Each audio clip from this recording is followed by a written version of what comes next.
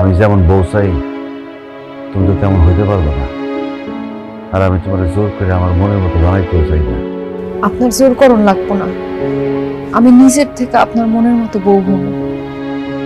আপনি যেভাবে বলবেন, যা বলবেন, যেমনে বলবেন, আমি সেইভাবেই চলুন। বিশ্বাস করেন, আপনি আমার বাড়িতে রাইখা আসার পরে আমি বুঝতে পারছি আপনি খুব ভালো একটা মানুষ। আপনার মতো একটা ভালো মানুষের সাথে যদি আমি সংসার করতে না পারি, তাহলে তো আমার জীবনটাই বৃথা। আর আপনি আমার জন্য যা যা করছেন, যা যা আমারে করতে বলছেন, সব তো আমার ভালোর জন্যই বলছেন। আমি তখন বুঝতে না পারলেও আপনি চলে আসার পরে বুঝতে পারছি। তাই আমি সিদ্ধান্ত নিয়ে ফেলছি, আমি আপনার সাথে সংসার করতে চাই। মরণের আগ দিন পর্যন্ত আপনার হাত ধরে বাঁচতে চাই। আগে যা হয়েছে হয়েছে, কিন্তু আমি আপনার এমন কথা দিতেছি, এখন থেকে আমি 5 ওয়াক্ত নামাজ পড়ুম, কোরআন তেলাওয়াত শিখুম, সব রোজা রাখুম। আপনি কল্পনায় আমার যেরকম চিন্তা করছেন, আমি বাস্তবে আপনার মনের মতো বউ হয়ে দেখাবো। একজন ভালো মানুষ হওয়ার চেষ্টা করুন। সত্যি কইতেছো বকুল?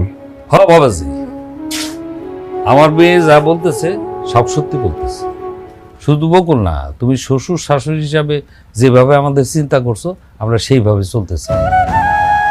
আমি তোমার কথা দিতেছি, আমি আর কোনোদিন সুদের ব্যবসা করব না। তোমার টেলিফোনে বলছিলাম না আমার একটা লাইব্রেরি আছে, এইবার সত্যি সত্যি আমি একটা লাইব্রেরি দিই। আর তোমার শাশুড়িও কই দিছি, সে আর রাজনীতি করবে না, মিছিল মিটিং কিছুই করবে না, সারা জীবন ইবাদত বন্দুকি নিয়েই থাকবে। জানো বাবাজি, আমার মেয়েটা তোমারে অনেক ভালোবাসে। ওসমান, নেশা করে আমি আমার জীবনটাকে শেষ করে ফেলেছি। তোমার কথা একটু হলেও আমার চোখ খুলছে। আমার বোনের সাথে তুমি সংসার করবে এর জন্য বলতেছি না রে ভাই। আমি আজকে মন থেকে বলতেছি ভাই, আমি আর কোনোদিন নেশা করুম না। এখন থেকে ঠিক মতো কাজকর্ম করুম, সংসারের হাল ধরুম, বাপ মার সেবা যত্ন করুম। তুমি আমার বোনদের মাইনে নাও। আমি চাই যে তোমরা দুইজনে সুখে শান্তিতে সংসারটা করো ভাই। কি হলো, এখনো কি আমার উপর আপনার রাগ কমে নাই? এখনো আমরা মাফ করবেন না? তুমি আমার স্ত্রী, তোমার উপর কি আমি